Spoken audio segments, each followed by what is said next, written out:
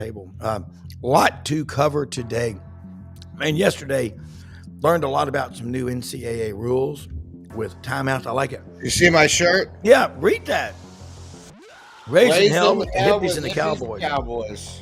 That's a Willie Nelson, David Allen co-line, isn't it? I think. I love that shirt. I wore it for you today. I love it. Went to some hippie country last Friday night at the Landers Center, Sturgill Simpson. That's not your Hank Jr. Crowd or your Jason Aldean crowd. It's the hippie country, and it was awesome. He played for 4 hours. I'm a hippie, Rob. I'm from Colorado, so it's which is cool. It's akin to me. So hippies are smart, man. Hippies are they're truth brokers. Hey, we got Frank Duffy, Doug Dean, Roman Harper should be on momentarily from SEC Network, about 25 after. One of the leading pioneers, I think biggest pioneer in sports medicine, Dr. Jack Houston. He studied and learned under Dr. Houston. Dr. James Andrews will join us, the Andrews Orthopedic Sports Medicine Institute. What a great man, and we're going to learn a lot today. So take a picture with your cell phone of that code, the QR code. Be a subscriber on the YouTube channel, on X, Facebook. We're live on 7 channels. Watch us live, watch us later, but just watch us and share. You've hit the jackpot when you come to this channel. So let's get started on this Friday. Looking for a lot. Frank, we have seen and heard a lot in the last few days about Nico Iamaleava at Tennessee.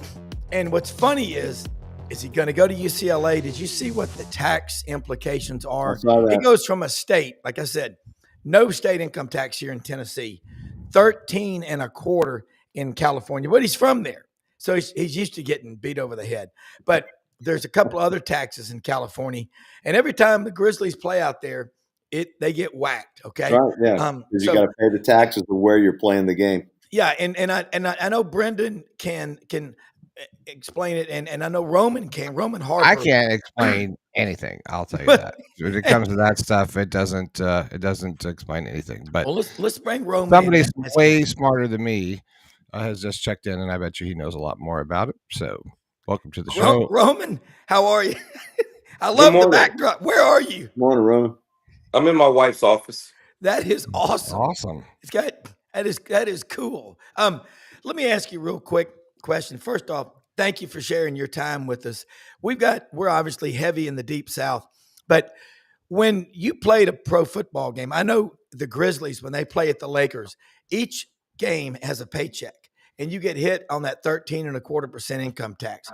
But let's say you play from the LA Rams at the Titans in Nashville, no state income tax. That's kind of a big deal. Did y'all, I mean, I'm sure you did, because you're a smart guy, pay attention to that as much as we think you did?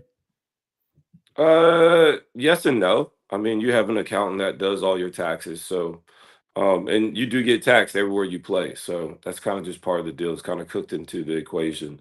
And so, yeah, you got to file with, what is it, 9 different teams or 8 different teams, however many road games you have. Yeah. You have to file your taxes with them. I mean, I had an argument with LA, California for like 6 years. I was trying not to pay this because I played in preseason, but they were trying to tax me like it was my regular season check. So it was like back and forth the whole time because I was making a decent amount of money and they wanted a little bit bigger piece of it. And so, yeah, I mean, but that's what you deal with. And that's why you have accountants do all that for you. But I assume it's probably even more with the NBA because I think they go to each place like once or 2 times. Yeah. So, but overall, I mean, I don't even think about it. I mean, you're in the highest tax bracket anyway, so you're just paying anyways, and you want to overpay anyway. So then they don't come back at the end of the year and still want more. So, well, Ron, I would have defended you pro bono for that damn San Francisco game that we went out there and did that playoff game. I'd have stood up in that courtroom for you for free. Hey, man, that wasn't even the one. So, but I mean, that was a heartbreaker. But at the end of the day, it was kind of crazy because that was the same day my oldest daughter was born. So I had my My Wow. first child. She was born in the second quarter. So, Wow. um, yeah, I know. My then girlfriend, who's now my wife, she was like, Uh-oh. We have lost Roman. Here we go. Yeah. Are you back? Yeah, we're back. We got you. Yeah. Everything's good. I think you may have had I don't know, incoming call, Brendan. Is that the airplane Yeah, it mode? looks like he got an incoming phone call and Okay. it probably kicked him off. Okay. But he'll be back in a second. By the way, that game that we're referencing when the Saints went out to San There Francisco, we go. it really would have been our second Super Bowl championship. Trying again, We right? were that good on that team, and it was a tough loss out in. You hear us? Philadelphia. You hear us? Yep. Yeah, my wife actually called me. Sorry about that. No worries. We should have told you that if you get a call or whatever, it interrupts our bad. Yeah, no, my bad. But yeah, she wasn't showing, and then it was a Saturday game because we went out there a day early, so we got out there Thursday. So it was all good, and then that day of. So Yeah. but you never know. Yeah. I played good. Sucks that we lost. It was a heartbreaker, but Yeah. that was our most Yeah. talented team when you look back on it. But That was our second. you Super got Bowl. you gotta win the games though. You gotta win. Roman, man, that's an interesting take because I wanted that, and I'm glad you answered that. And think about people having a child in the second quarter. I can remember my first one like this yesterday. Let's talk some SEC football. Glad to see you back in the studio, man. It just feels right, man, when you're up there, and you bring a lot of value because, like I say, I call you the truth broker, but you do. You'll say this is an 8-4 program. They're not what they think they are, and A&M kind of falls in that category. Lately, Auburn has fallen in that category because you said that about 4 years ago. We were driving back from Clarksville and said, you know what? Damn it, he's right. And so let's talk about what you see happening in the SEC so far. We're not even going to get into the draft because that's a whole other world. But man, love having you on here. Okay, I'm pretty much a wide open book. I kind of got teams in mind. I try not to pick, like, I try not to go too deep into it until right up until just about August, September. I start getting my final thoughts kind of cooked in because, like we just saw a week ago, things change. Yeah. Yeah, Um, I can't Tennessee was a imagine. yeah, Tennessee was a team that I had actually progressing, and that week 3 matchup between Georgia at Tennessee in Knoxville, I had that pegged as one of the early markers that says, okay, this is what's going to kind of show us the pecking order of the SEC because I anticipate Georgia taking a step backwards. Yeah, Um, Right. it's just hard. It's just evolution. It's part of college football today, where Georgia's not going to be able to have all the great players that they still had when I came into this. When I got on covering SEC in 2020, where they had Jordan Davis, they had Nolan Smith, and N'Kobe Dean, N'Kobe Dean. What's the other D lineman? The one that's the best one at Jalen Philly? Carter. Yeah. Jalen Carter. So like they were that stacked early, right? And all of a sudden, when you lose guys over time, it's just hard to continue to replace. Yeah. Then you look at what they just lost off this year's defense. I don't know how they just all of a sudden just restack and we just roll it back out there. I think a lot of things will be that Georgia will, in my opinion, I think Georgia this year will be a lot what Alabama was last year, where they're a good team capable of beating everybody on their schedule, but they may lose a game or two that we just where normally Georgia just wins that game, Yeah. and so I could totally see that happening to Georgia this year. I had Tennessee actually possibly winning that game, Yeah. but now I don't know about that because Nico Iamaleava leaving changes a lot for Tennessee. Yeah. Doug, Frank, my questions wide open, man. Also, I think Auburn's a team that actually progresses this year. I like that, they just recruited at a high level. Yeah. And, with all the freshmen that they had play last year, I think they're going to be better this year. Yeah. And I think Auburn's a team that gets better. They played better down the stretch when they stopped turning the football over. I think they kind of solidify and tighten up those things. And I like Auburn going forward. I think Auburn's a better team this year. I think Alabama's supposed to be better this year, so we'll see how that rolls as well. Roman, what do you think about DJ Lagway for Florida not basically participating in spring practice this year? Well, if he's injured, I mean, that's part of the deal. It's not like he's like, "Oh, I'm just too good to throw." It's an injury or whatever I'm hearing out of the shoulder or stuff. So it makes me hesitant a little bit, but the talent is undeniable. The way that he opened up everything else for Florida, and not only that, but it's rare occasions when you get a player on either side of the ball that all of a sudden comes in, and when the moment he plays, everybody is better, offense, defense, and special teams. DJ Lagway has that type of ability. So when he played, the whole team got better. Yeah. Not just on offense, not just throwing the football, but the defense played better. I don't know why, but some people have that type of ability. I only had a few that I had the capability to play with. One of them is Cam Newton, where when Cam Newton was out there, when Cam was playing well, everybody played better, offense and yeah. defense. So when you have that type of magnetism and that ability to make others around you better, you're going to be a team that's always on the rise as long as you got that player. Yeah. Doug? Yeah. Roman, pardon me, one of the many things I like about what you bring to the analysis, the discussion is you're an independent thinker. You never seem to get caught up in Groupthink. groupthink. The way I used to though. I used to. What I do now is I stop reading books in the off season, like all the college football analyst books. I'll get one to look at the rosters, but I don't read it because their opinions become my opinions, and I truly don't want that. I did that early on when I was just trying to learn college game, but now I'm like, no, I trust my own eyes. Well, it's appreciated, and since you brought up, I try on the show not to go too far as a homer in the orange and blue, but you brought up Auburn, and I like the balance you had. That you're not saying that there's data at this point to call Auburn a 9+ win team. Yeah. It's not that that's impossible to happen, but I think where Auburn is at in year 3 under Freeze with what Harsin left, and by the way, if any Auburn fan, they really don't, but if they needed more body of work on Harsin, there is a mass exodus out of Cal. And, not all of that maybe is Harsin's fault, but what is normally a year 2 for a new coach at a program like Auburn, maybe Auburn fans are hoping that really translates into year 3. That's how big the rebuild was.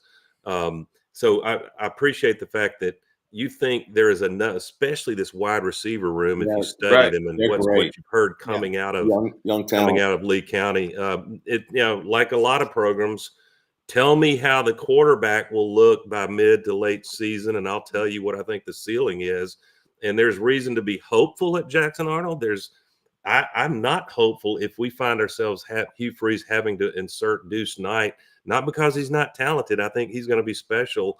But, Coach Dye and I think Stallings, most of them will tell you, if you're having to depend on a true freshman quarterback, that's the price you're going to probably have to pay is a couple or 3 losses that just due to the youth when you go up against these savages in the SEC defensive fronts. But do you see, let's leave Auburn for a moment because we all need to see that opening Friday night Baylor game to get at least a little measuring stick. That's not a gimme.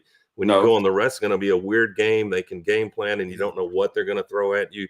Baylor won't know what Freeze will throw or DJ Durkin will throw either, so that should be fun. But look, who else? If I restrict you from not choosing Georgia or Texas, I'll throw Alabama in there because of their tradition. Past those 3, who do you like to really take a big next step? I mean, in some ways, Ole Miss did last year, you're welcome to pick them. But who do you see as having the pieces to be challenging for a playoff spot deep into November? Well, I had Tennessee up until Nico left. Tennessee, I was back on the Tennessee train. I will, man, it's tough because I want to throw somebody out there like South Carolina, or I liked Tennessee, but you got to look at the pieces of the program. Do they got a solid head coach at Foundation that's been there for a while? I would say most coaches are. And yes, we don't have any new head coaches this year. only 3 new coordinators this year. So stability is not in control for a lot of these universities and all these other factors. So the one thing they can't control is the head coach. So they're all keeping them now. Where a couple years ago they were firing them every other year, Can't getting rid afford of to them. fire him. And so with all the madness everywhere else, they're like, this is the one thing we can't control. Let's hold on to it and see what we can do. So that's a quality that you got to have if you want to be successful. So that's one check. Quarterback play. You need solid quarterback play. South Carolina is going to have Lenore Sellers in his second year as a starter. Bona fide star. Really put that team on his back at times and carried that team. They have, I think they brought in 4-star / 5-star wide receivers in this class alone. So now we don't know which one's going to be the best, but they should have some talent on that side starting to filter in at the wide receiver position to help him out. And, it's going to be hard to replace all the production that they had defensively. South Carolina won games defensively last year that nobody wants to talk about. We're only going to talk about the quarterback, but defensively, they caused turnovers. Their D-line kicked people's tail, and they whooped a lot of people on that side of the football, and that's what won them a lot of games. So that makes me a little bit nervous. I do love the quarterback in them, but this is going to be a tough schedule. You study schedule for everyone that's in that second tier. Yeah, it's going to be it's all about who wins what game. When and where you play games at in the SEC matters. And so there is no real safe pick as the team that's going to take that next step. Ole Miss, they geared up everything to make a championship run last year. They missed out because they lost to Kentucky. You can't lose that game. The same thing I would say to Alabama about losing to Oklahoma. You can't lose that game and then say, oh, we deserve to get in. No, you don't.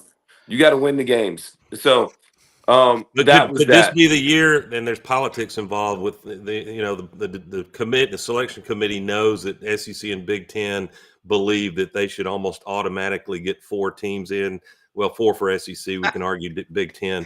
The Big Ten. See, that's something I will argue till that's what I'm gonna be dealing with all year. Because as much as we want to say the SEC's better, the gauntlet, blah blah blah, you got to win.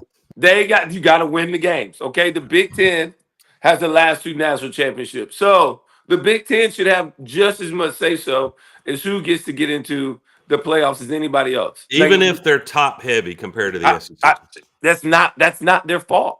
Yeah, that's right. They when it comes down to it, they have beaten the best of the SEC to win championships both years. Yeah. They beat our best. I think the SEC gets 3 in the playoff this year. I don't think 4 though.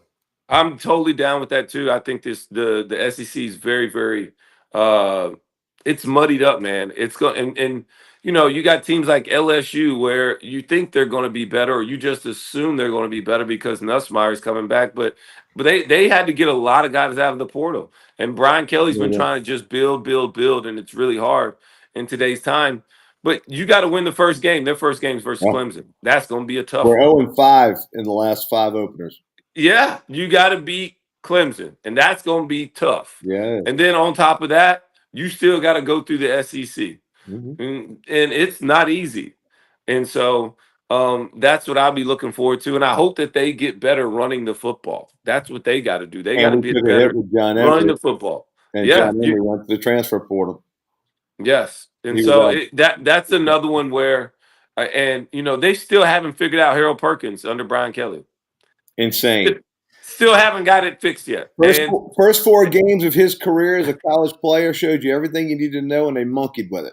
Hey, so now, it's been, there's no way you would have told me that Harold Perkins would be in college 3 or 4 years later after the freshman year he had. Yeah. And he's still here. I know he got hurt last year. And it'll be interesting to see. But that's what I'm talking about. These are some of the teams that are in that second tier that they could either boom or bust. And it's just about what games you win as the season starts to unfold and roll out. Who's healthy, who's not, and who's playing where, and who's playing at their best football. Roman, on a recent show, Rob and I, with a couple of other guest analysts, were singing the praises after the passing of the great Coach Brother Oliver, legendary defensive coordinator in the SEC, most notably that 1992 national champion year under Coach Stallings at Alabama. I know that your play at Alabama was about a decade later than Oliver and that unbelievable 92 team. But as you have talked to Letterman, guys who were on that team, the Jay Barkers, all that defensive side of the ball, Antonio Langham. my goodness, that was a just unbelievable. If you're talking about the best ever defense in the SEC, they have to be in the conversation. But and then I've never seen, and I'm not the next down of football I play at college or NFL will be the first. But I wondered, I had never seen a coordinator bring 11 guys up to the line of scrimmage like Bill Oliver did in that Miami game. Yeah. It was a bad day to be Gino Torretta, but yes. Are we correct that when you interact with your fellow Alabama lettermen that were around, whether they played or not, but if they were there to witness that 92 team, do they speak about that Oliver defense in the same tones of reverence that the rest of us see? Talk about that as a tribute to Oliver. Yeah, they do. Everybody, well, it's exactly what you said. It was like the first time we had seen it. And it's probably not the first time. I talked to Langham. He's like, it's not the first time we actually did that. It was like the first time that the rest of the world recognized it. Like that hadn't been like the first time that they had done some of those things. It's almost unsound, isn't it? Well, I've played in defenses like that as well. So like, it's not. It's a lot of showing. It's a lot of doing. And it gives you different looks, so you can do a lot of different things off of it, depending on how you time it and things of that nature. I love doing stuff like that because it just makes you play faster because you're trying to confuse the defense. We're showing the looks. One time I'm blitzing, the other time I'm dropping off the same look. And so body language is a lot of things. So what are you showing? What are you anticipating? I can get all the way in the weeds and that stuff. So I'm not going to do that. But, I get fired up about that stuff because I ran very similar aggressive defenses in the NFL. And so, but it does show aggression. And as a defense, I know where I stand at. And so if I know if I don't have help, I got to do a certain thing, then I got to do it. And so versus when I will have help over the top and things of that nature. So I just loved it because, Miami was such a high flying offense at the time. Gino Torretta was the Heisman Trophy winner, and they were supposed to be all these great things. And it was just, slow them down, just run the ball. SEC, which hadn't been, who wasn't known as the great powerhouse that the SEC is now. But there was a 34-13 demolition. Yeah, it was great to see Alabama because I watched that game as a young man in my parents' van. So I remember that distinguishedly, watching on that little 8-inch TV, which at the time seemed so big, and it was fun. And that was my first time really watching Alabama was in that national championship game. Yeah, that one. And Mark Ham, our friend, was in Italy last summer at a cooking class, and guess who his partner was? Gino Torretta, and he reminded him. He said something about that game, and Gino said, "I don't recall." Yeah, just watching. If I only saw that game on Torretta, didn't he win the dadgum Heisman? Yes. Yeah, the Heisman curse. Just watching only that game, I'd say, Toretto, you're better suited to become a chef. Messed up. Hey, I got a question for Roman. So I actually got a chance to go see my LSU Tigers on Saturday in their glorified scrimmage, and I saw that the A game day and the Georgia game day, G day, are really a shell of what they were. Can you talk to what the landscape is right now in spring ball and how much? I guess it was Lane who kind of changed things up a little bit. Took it away from a game, made it more of just a spectacle. But can you speak to that, Roman, of how it is for a player that you have to gear up in spring like it's fall, and the difference between when you were coming through with Coach Saban and then the attitude of spring now, which is totally, in my opinion, watered down. And a totally different atmosphere, especially for when it comes to the fans and those of us that are watching it. Well, to be honest with you, I don't go around in the spring. I want to go around to see how do you stay intense? How do you continually try and work to get better? Where for me, when I was there, and this was before Saban, sorry to, but every offseason, I took it upon myself to like get better. And I looked back on my own career. I don't know why. I was in a book one time and I won a different award every offseason because I got better. But it was because I was still trying to prove things and I was still trying to improve my game. I was still looking Proving to, yourself. yeah, improving myself. And I don't know how you tell guys that we're gonna go hard, but then we're not gonna scrimmage, we're not gonna do certain things. So I don't know when or how they cut off the meter or how you know who got better. I think you can say who got better because of practice, but until you get under the lights, do Yeah. you like some guys Real you fire. just don't know. Yeah. And you can say Lane Kiffin kind of started this whole thing by not doing a Ole Miss game a year or so ago. But man, Matt Rule started it too, Yeah. and he was talking about well, he doesn't want to lose guys through the portal because he lost 3 or 4 guys after a Nebraska spring game. People saw him, they came and got him. Ole Miss was like, we just didn't want to show everybody what they had last year. And I don't know what the formula is. I'm a guy that traditionally wants to play. I also like what Deion Sanders is trying to do, where he's like, how about we just go scrimmage another team? Yeah. And We talked then, about like, let's get some that. reps. We put it on TV. Like, we make some money off the deal as well. I like that better than just not doing Absolutely. anything.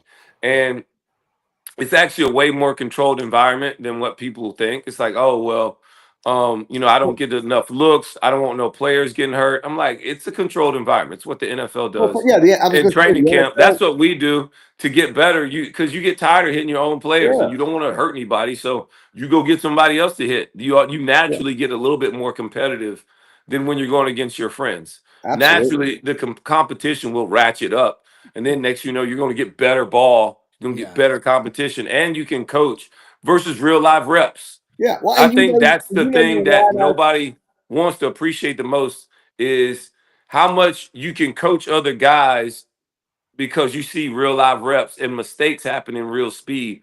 So that is what I want to be able to extract and be able to go into the meeting Yeah. room and say, hey, this Correct. is what we're talking about because it's not a controlled environment Yeah. going against buddies and your friends or And offense you that know we their might not see all the tendencies. time.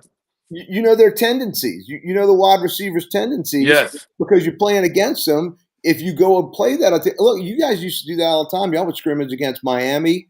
They would. Y'all would always have those once or twice, and and proof is in the pudding of how y'all ramp up. There was always a brawl that would break out during training camp when y'all would play those kind of inter squad games.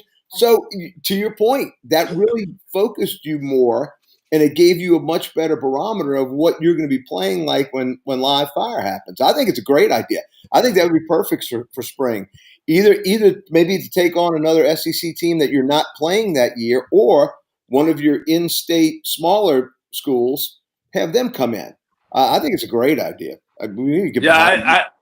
I don't know about the smaller in-state school. I say go get a totally different conference and Oh, go that's play somebody. Yep. I like that idea great. to do Let's that. do it. I And like it. Do you hear I like to coaches? go out of the conference, go get somebody Yeah. that you're not going to play, and You and hear? do it that way. Sorry to interrupt you. You hear coaches say, which is I find interesting. We and Lane Kiffin led with this, but others have said the same, including Freeze. I don't want to put my talent on parade for rival schools to see who they want to go after with NIL money, like it's a secret. I mean, even if somebody's in the too deep, not starting, there's not much film on them. I think that the information is so efficient nowadays. Coaches have a pretty good idea who's got the upside that they want to. Maybe they don't have a clean value. It's not like an NFL combine, but I'm with Roman. If there is a way to have not a 60-minute game, but maybe it's 40 minutes, Yeah. and a school like Auburn or Alabama brings pick one, Texas Tech or somebody in that's competitive. You could lose that game. It could put some Yep. heat on the coach that you lost a spring game. Yeah. But we want head coaches that aren't maybe that'll piss them off and they have more motivationally to work for going into August. Yeah, Roman, I want to bring in, I know you've got to get going, but Dr. James Andrews, I'm losing my voice. Dr. Andrews is going to come on with us. We're going to Wow. talk about advancements in sports medicine and how, I don't know if you ever knew Nice. Dr. Andrews, if you ever did anything with you, but Dr. Andrews, I consider Dr. Houston, who he learned under, and then Dr. Andrews is the pioneers in sports medicine. And Roman, say hello to Dr. Andrews. How you doing this morning? I'm doing good. I've been listening. Yeah. Roman's grown up to be quite an interesting and expert in what he's talking about. Hey, Roman, how you doing? Dr. Andrews, you know how much I love you, man. I appreciate you, man. I'm trying to get my wife better. She's over here having knee problems now. I'm just trying to tell her what you would always tell me after my injuries and how much you put me back together. So, just trying to pass it down the That's line, great. man. Well, good luck this football season. And it sounded to me like y'all got it all covered. Well, we try to, man. It's nothing like what you do, but hopefully I see you on the sidelines this think season. regardless of what y'all do with spring games and competition, playing somebody, doing this and doing that, the main thing is don't get anybody hurt. Yeah. So that should be your number one goal, and that should be what you're really looking for. So if you're going to go play.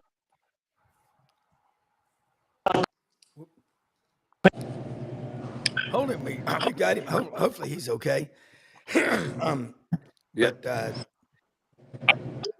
I agree with Dr. Andrews. I think when you scrimmage guys, if you can limit it where your ones get, you do 6 reps or 4 reps, you get them 12 reps with the ones, or 1 versus 1, you do 12 reps or 15 reps. Then your 2s, you're going to roll in. You're going to get 12 for 15 reps. And then your 3s, you're going to get 12 reps. And so, you can roll it that way and structure it where your 1s are going versus 1s. We're not going crazy, but we're going to get a certain amount of reps.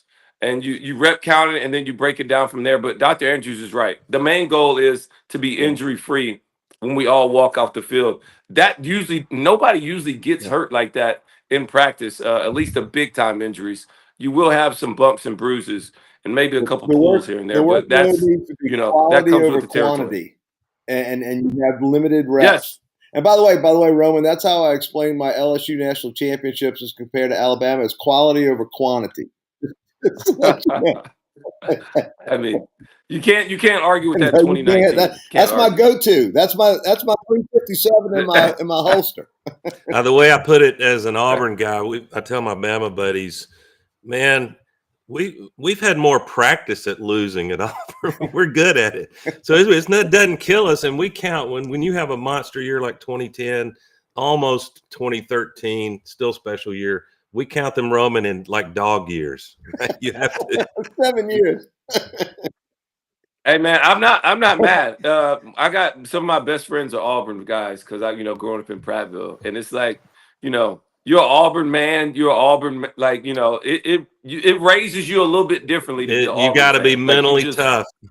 Yeah, there it is. You got to be. They're like, dude, I'm used to this. Like, I'm working healthcare in Birmingham, Roman, and I'll defend it's not smart ass when I do this. If we have a physician move from out of state and they're not here long, and their family, their kids start to hear, you got to pick a side here in Alabama, they'll ask me, should I be an Auburn or Alabama fan? And I tell them, listen, first I have a question. Do you want it to be really easy for you? You need to say Roll Tide.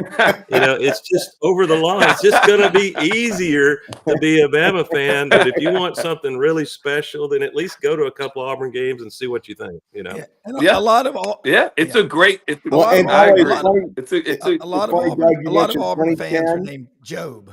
Because talk about a timely moment. Patrick Peterson, our longtime D-back, just retired from the NFL after 14 seasons. I mean, incredible career. But the thing that I remember is him being on the back of Cam Newton like a jaguar on top of a gazelle, and Cam dragged him 45 yards into that end zone. I remember that was insane.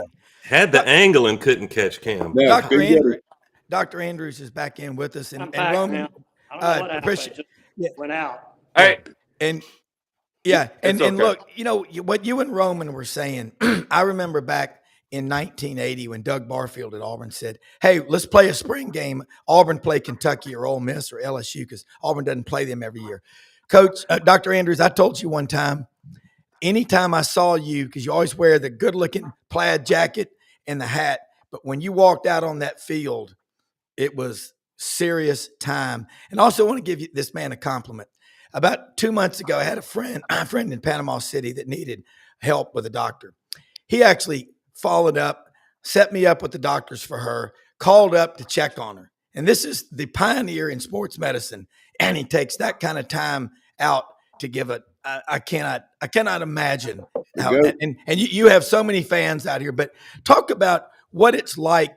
And I know you technically have stepped back from being Auburn's day-to-day team doctor, but you always will be the giant in the industry. But what are we doing now to make it safer? Like Roman, I see Roman, he looks like he could still suit up and play, and that's a credit to you and your team. Whoop. You're muted. Take the mute off, Doc. I think you're muted. Okay. All right, go ahead. Yeah, he may have muted. I think you're on mute, Dr. Andrews. Can you hear us? Yeah. Oh, Dr. Andrews, I think you've got it on mute. You might want to check that. Or reboot. Okay, yeah. Maybe something happened to the audio. Yeah, Doc, can you hear me? Because I think it was on mute. But it goes back. Computers are hard. Yeah, they are, and you get the incomings and whatever. But I think everybody on this thing, you get outside of your comfort zone when you play a team outside of your conference. You get too comfortable playing the same teams. I think it's good for you. Absolutely. If you run nothing but flat Delta Hill streets, then you start running hills, it changes you. Dr. Andrews, can you hear us now? I can hear you. Oh, Yeah. okay. Yeah. Sorry about that. I think you had hit the mute. But a follow up to what I said about you, just the way you take time out to follow up. And I'm sure you keep up. Roman, all the people. Ellis Johnson's on our show on Mondays. He said, last time I saw Dr. Andrews, I woke up from surgery. And he was at the foot of the bed. But you're such an integral part of sports lore. You're up there with the coaches for what you do. Talk about what day-to-day, what advances, and what you're trying to do now in this next part of your career. Well, the biggest thing that I've been doing over the last, since year 2000, is trying to figure out how to prevent injuries in youth sports. And what you find out is that injuries that you see as an adult athlete usually first started when they were 10, 11, 12 years old from overuse. Yeah. So if we can prevent what I call the root cause of these injuries, and bring these kids along at a slower pace and not let them, for example, play baseball year round, they won't be hurt when they're major league pitchers. So that's what I've been really working on, and we put together a number of rules for pitch counts in baseball. We have what we call Play Safely Foundation, which I'm chairman of, which is going to be a national foundation where we accredit youth coaches, and the rule is that if you're a youth coach coaching kids 14 years of age and younger, which are usually parents, by the way, then you have to have accreditation in sports medicine and recognition of injuries. You have to pass a test to be able to coach, and then you have to take a retest every year. So we're working on that, and you probably know Jack Crow, who coached at Auburn. Jack has helped me found that, and we're now moving from state to state. Right now we're in Louisiana trying to get the law passed. We're going to try to do all the SEC states first, and then we'll try to take it out nationally all the way across the country. We're also offering that test and that information to parents so they can learn about these injuries. And right now the biggest problem in youth sports is not the coaches and not the players, but the parents. They're the ones pushing it. You wouldn't believe, unless you have grandkids in my age group. I have grandkids that are playing yesterday they were playing all day long doing something. Right now they're playing both basketball and baseball, both it's so on a important young to do that. team. And of course, Dr. Andrews, it's so important to play multiple sports so you're not having that one sport. If you're a pitcher, you're not spending all year, stressing your rotator cuff. Go out and play basketball for 3 months. I mean, Well, the that's problem is critical. they're not seasonal anymore. Yeah. They're going on at the same time, so they've taken the idea of playing multiple sports and made it worse because they played two leagues or 3 leagues at the same time. So there's no such thing as seasonal sports anymore. It's overstressing them. It really is. Dr. Andrews, Doug Dean in Birmingham. First of all, it's an honor to talk with you on the show. And I'm working healthcare in Birmingham, so you've done remarkable, legendary things. Thank you.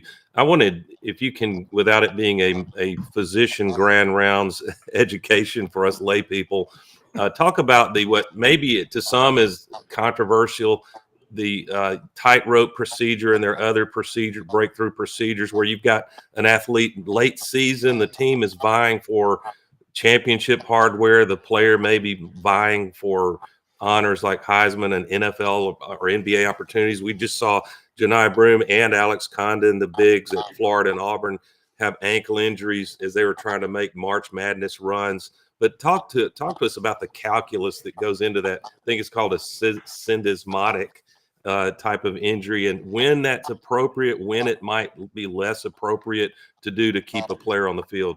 Dr. Andrews. Well, they pushed that to its limit. We've seen that off the football field. Offensive tackle weighing 300 pounds has a syndesmosis, which is the 2 bones that make up the ankle. It divides that bone and splits it, and you can't put weight on it. Well, the tightrope is an artificial, just a artificial rope that you put across the bones and pull it tight and compress it together. And I've seen that a week later with a big offensive tackle pulling to lead around the left side of the line of scrimmage and playing. It's not healed, so we're pushing the envelope with that.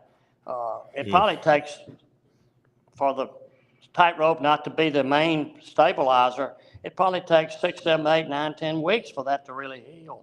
So sometimes we're tricking ourselves, and we got to be careful with all those advancements.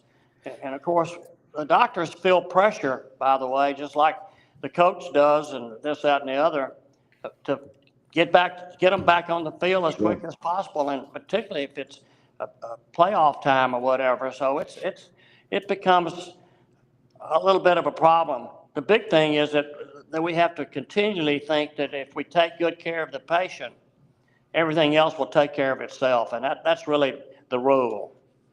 Dr. Andrews got a question for you from a viewer.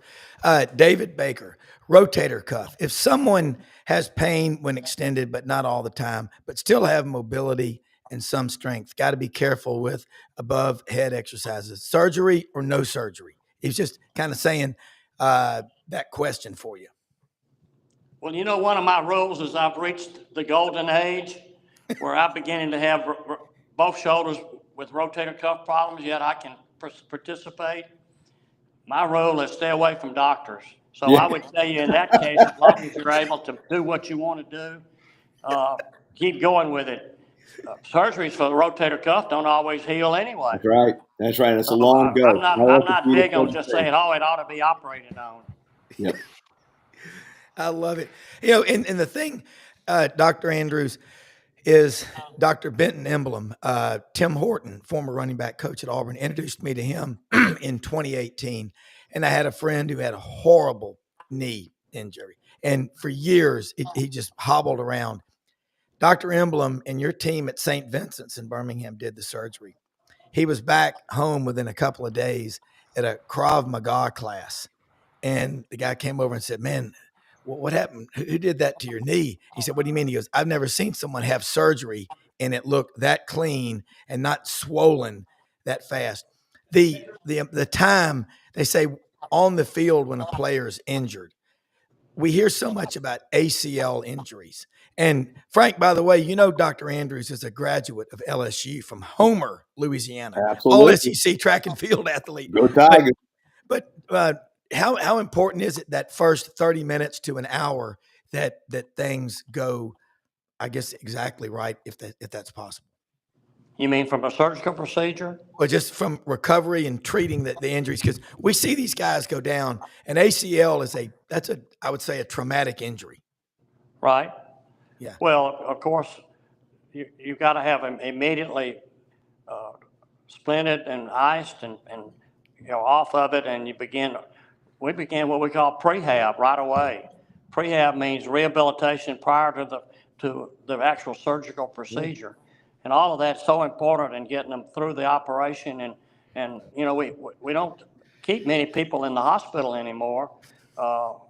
We operate on them in the outpatient surgery center. And they now even artificial joints, total hips, are operated on in the morning, and by noontime, they're back home in their own home. Yeah. So it's amazing what's going on. By the way, you were talking about Benton and the procedure that looks so good. We're using the robot to guide us with our cuts to make them more precise when we do a total joint, either a hip or a knee. And the robot has changed the whole system up and helps the surgeon guide his hands. Yeah. One more question. I know you're not the Florida doctor, but we're hearing a lot about Florida's quarterback, DJ Lagway, and the shoulder injury. How do you play like you said, stay away from doctors, but seriously, he's a big part of Florida football. And just looking at it from 10,000 feet above, what do you think happens? I was with their doctor last night. I'm here in Dallas right now at our annual injuries in football course that's been going on all day yesterday. And I had dinner last night with their doctor. And he was pretty numb about it. He didn't say much. I'm not quite sure what to say about that. They kept that close to their chest. So I can't really answer that. Yeah, gotcha. Yeah, I just injuries they're all different, but I mean without doctors, I don't know how you have a team. Dr. Andrews, for the average fan, we're fascinated nowadays. Let's just take the SEC, Alabama, Auburn, whatever program. When there is the team physician is on the sideline for a game, is that a like almost emergent care? If an injury occurs, you can pretty quickly have a close educated guess diagnosis.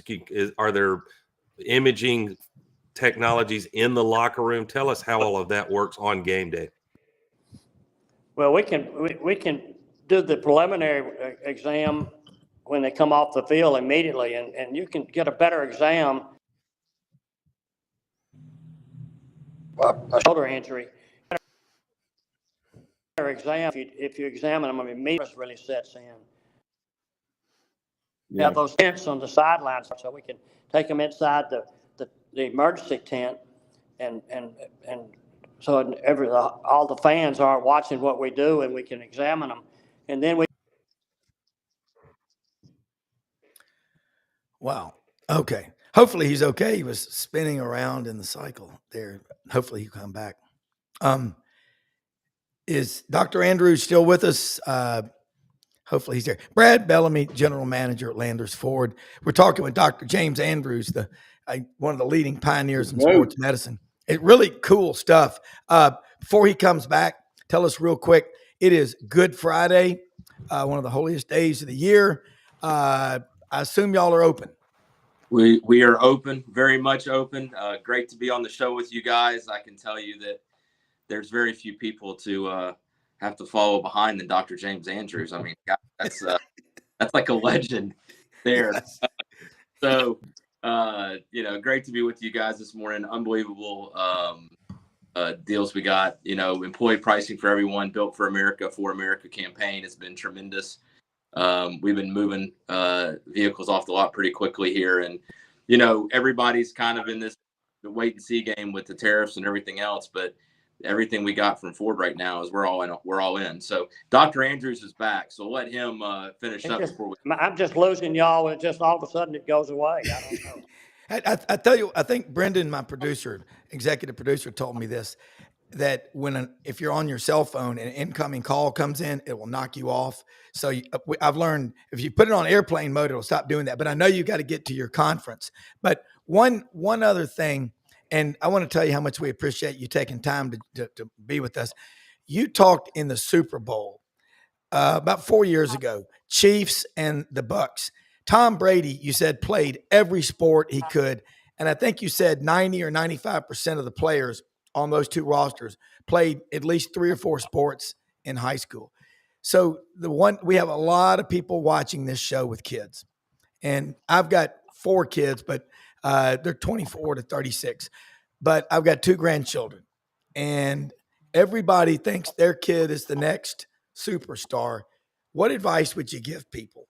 And talk about the Sports Institute that you're putting together for sports medicine, which is, I think, going to prolong a lot of people's lives. Well, number one, I would tell the parents to, if they're going to coach their own young kids, they need to get involved in recognizing injuries. Yeah. For example, if they're playing basketball and they have a concussion, and the coach is a dad has never heard anything about a concussion, he puts them back in the game, and then we have a second concussion. So we're trying to get them to get involved and take the same test that the other coaches are taking. That is, the parents take the test and learn about, if they're going to coach, they need to learn about first aid and Coach the Smart. injuries, how to recognize them. Coach Smart. So that's the main thing. Yeah. And I know there was CoachSafely.org. I went to that dinner August of 22 in Vestavia. Right. And Kevin Skarbinski, Jack Crow, and you were supposed to be there, but I think you had to stay behind for a surgery in Gulf Breeze. But man, without it, we don't have a future, because a lot of people are trying to take football. Dana Marquez at Auburn and what happened in California last year. They tried to take away youth football. So if we're not careful, if tackle football was invented today, we wouldn't allow it to be played. And we don't want that to happen. So we've got to be careful, or it's liable to be banned. Dr. Andrews, I just wanted football's king in our part of the country. Football, for me, is the number one sport that I really take interest in. But we got to be careful with it, and particularly at the youth level. We've got the flag football league now that the NFL is pushing. So that's another way of playing a type of football anyway. And youth baseball. My little grandkids are all playing tackle football, and they're how old? They're fifth graders. I mean, they're kindergarten grade and playing tackle football. Wow. So and youth baseball, Dr. Andrews, those pitchers, those young pitchers in youth baseball, what they're overusing their arms, it's insane. By the way, Dr. Andrews, it is a privilege as an LSU grad to be on with you. I wanted to make an offer to you. My daughter is actually a lobbyist at the legislature in Louisiana. If I can be of help to have her maybe help with this legislation, this push, she's a lobbyist. Rob can give you my contact information. I'd be more than happy to help out in any way I can. She's an LSU grad as well. Well, that'd be great. We're, the legislature in Louisiana didn't. It just has opened up. So we're right in the middle of that. So that would help to get her to help us with that. It's on its third day right now. Jack Crow. Yep, she's with the Tapman group. I'd be happy to have her reach out. That'd be wonderful. Thank you, sir. Doc, I know you got to get going. I'll let you go. I'm going to send you Frank's contact information, but look forward to your next visit. And thank you so much. Someone of your stature is as personable as the family doctor that we grew up. Marcus Welby has nothing on you. I'm telling you. Thank you, sir. Well, thank y'all. Y'all do a great service. So I've been sitting here listening to Roman. I really enjoyed listening to him before I actually came on. He's He's a incredible. wonderful person. Yeah, No doubt. he is. He's got 4 young kids, and I know he's a super dad. I love having him on, but need to get you out more and more talking, because I've got so many people texting me. What you're doing with Andrew's Sports Medicine is thank you. And has been for Yeah. 4 to 5 decades. Yeah. It's incredible. Everybody at Auburn and Dr. Houston, and then you come along. I don't know if you could get. It's like Elvis had a twin. You know, the funny thing was, you never wanted to hear that your player had to go to Dr. Andrews, but you were glad they did. Well, I did it for 50 years, so I'm sort of from the outside looking in, but I'm still trying to keep my finger on everything, believe me. Absolutely. All right. Thank you. Have a great Y'all weekend. take care. Dr. Andrews. All right. Thank you. Brad, he's out there in What a Dallas, goat. at a sports injuries conference in Dallas. And The Yeah. goat, man. Wow. Holy mackerel. What Yeah. a pioneer. I kid you not, he helping my friend down in Panama City. He literally called me back about 6 weeks ago, said, "Hey, have they taken care of him?" He hooked me up with the doctor, I've heard that Dr. from others Ostrander. too. I mean, and then he followed up, said, "Is everything good?" I'm like, he called me on the phone. I'm like, man, he doesn't have to do that. Andrew, How you doing, Brad? Think How are you? about the stories that he could tell if it wasn't for HIPAA. Yeah. I mean, Yeah. That's true. Oh my goodness. all the different people that he's worked with. I think it would be neat. I mean, he could be a neat person to have come to the Touchdown Club, Rob. I mean, Exactly. Oh yeah. For sure. all the folks he's worked with. I mean, there's no greater bottom. When the headlines on ESPN, it's like, this person just saw Dr. James Andrews. I mean, it's still impressive. Guys, he said, good to see you, Brad. He said, and he's right. If football were invented today, they wouldn't allow it. And all I can think, and someone needs to help me comprehend the contradiction that we're trying to make helmet, targeting, and for good reason, helmet to helmet contact that risks serious spinal and concussion injuries, and yet mixed martial arts and UFC, the whole point is to create a Beating the shit out of concussion. each other. So I'm not anti that sport. I just wish someone would help me make it make sense. Can y'all help me there? I mean, Doug, I mean, the only thing I'll say with football is I think it's the repetition. And, at a young age, these kids, I mean, when they're doing the mixed martial arts thing and learning the craft, I think most of that is not contact based. Like you look at wrestlers, because I think a lot of mixed martial artists have a mixture of, doing the karate or taekwondo and then wrestling as well. And then they kind of progress from there once they get older. But I think that's one of the things. I mean, even my son who played soccer, they've got rules in place now up until a certain age. You can't head the ball. Like if they hit head the ball, the play stops and the ball goes to the other team. I mean, they've tried to put. Could be a neck injury, couldn't it? Well, it's more concussion based. Oh yeah. Concussions in soccer.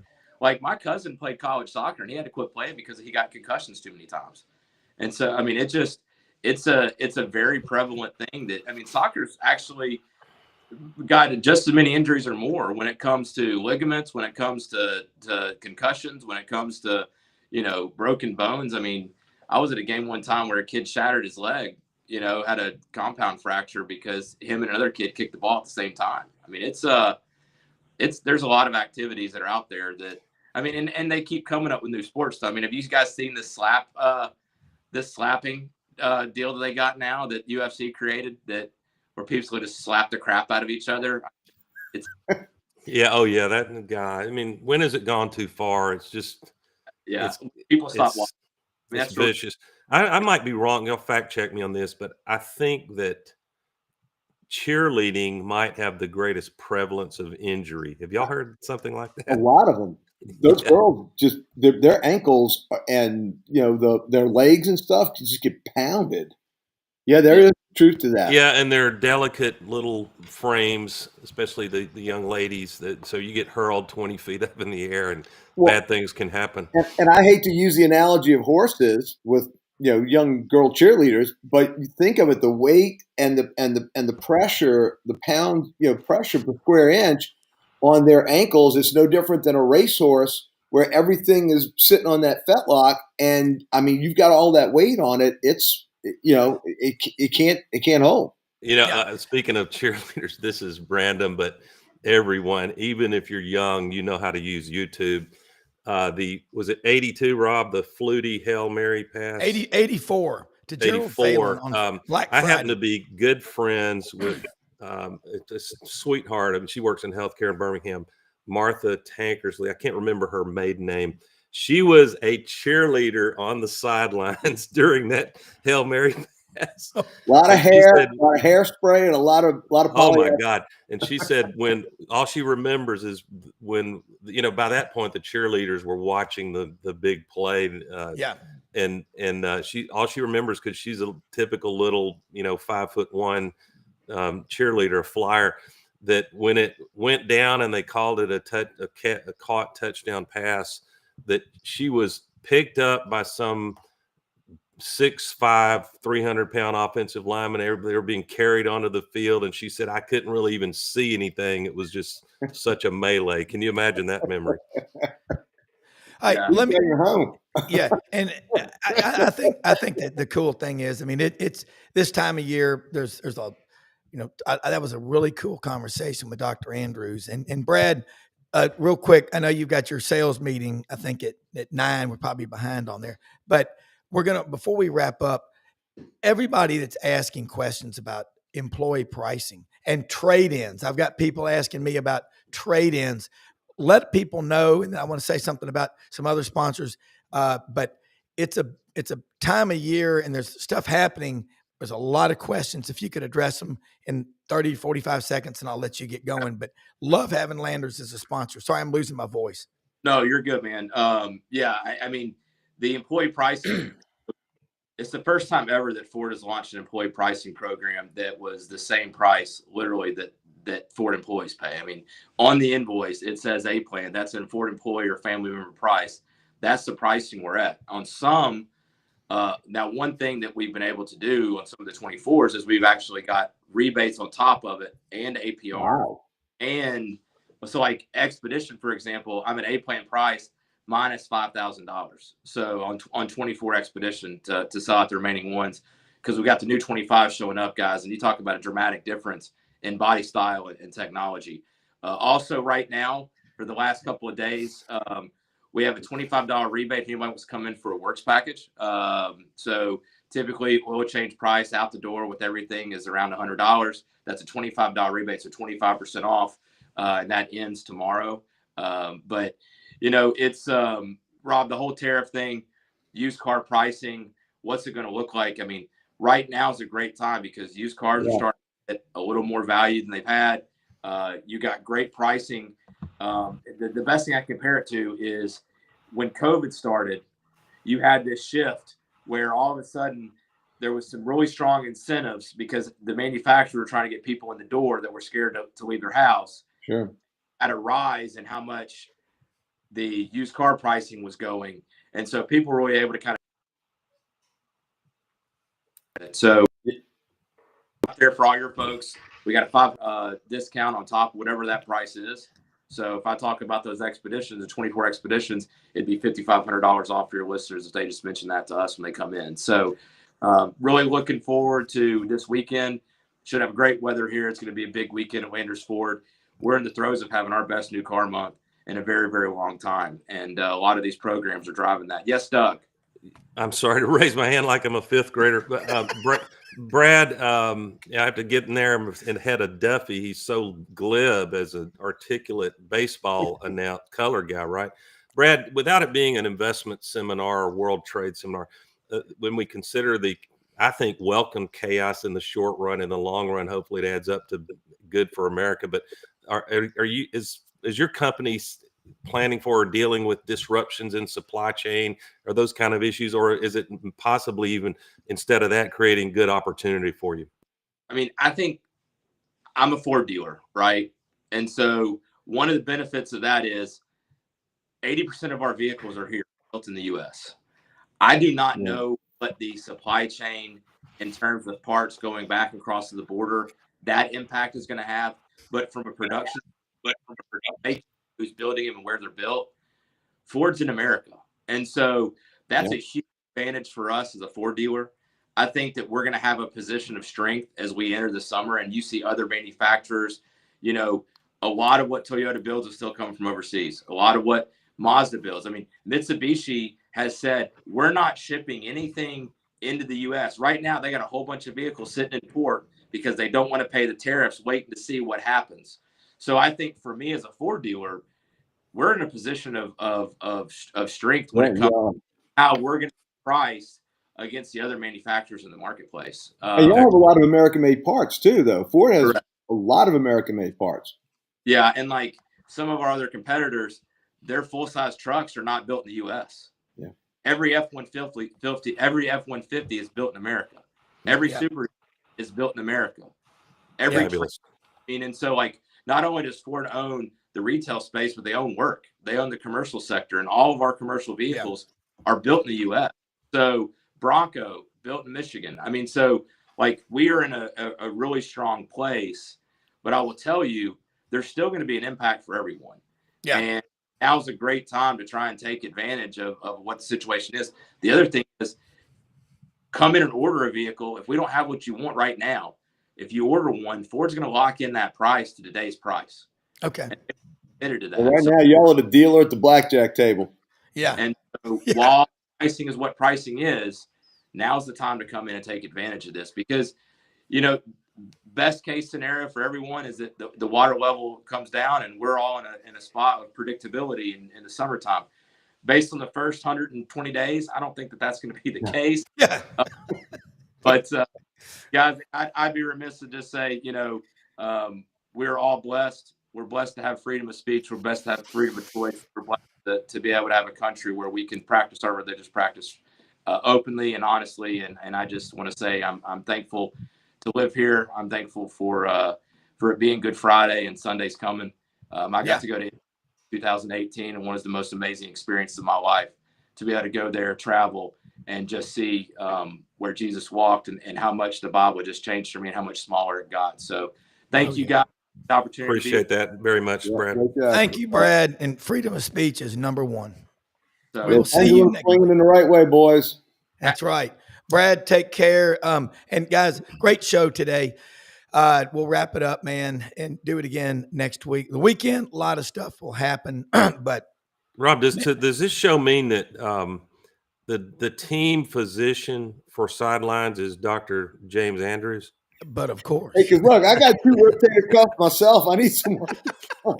Hey, Frank, I sent the contact info. Y'all have each other's stuff now. So my problems are all old age. They're not surgical. Yeah. Stay away from that. I'd be remiss if I didn't say y'all kicked our ass last week on Plainsman Park. I'm not worthy. But we did take it out on Alabama last night, so we're going to try to see if we can return the favor to Alabama. New weekend, the only easy day was yesterday. You know that's it is. Right.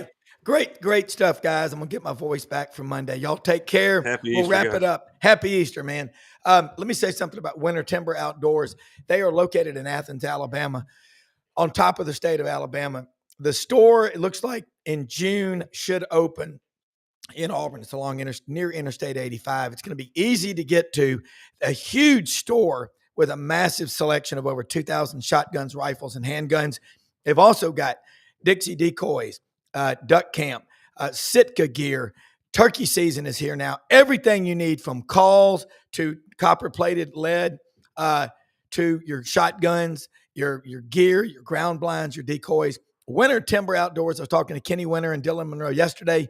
They're rolling. Proud to have them as a sponsor. And also, I want to say something about the lozenges I need. I'm losing my voice, but Hewlett and Dunn Boot and Clothing Company on the historic square in Collierville, Tennessee. Good Friday. A lot of you are off today. Get out there. Look at all the boots. They have great selection of boots, men's and women's, over 7,000 pairs. Duckhead. They've got Barber, Filson, STS, tons of luggage, and these Barber school bags that you can put your laptop and all in.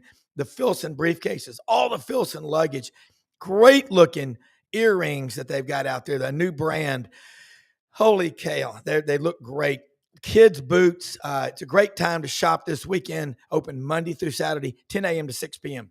most often we will see the face of Christ in the least among us. Happy Easter, everybody. We are the most blessed people in the greatest country in the world. And we have the greatest executive producer, Brendan Martin. Thank you, everybody, for watching. See you Monday. Have a great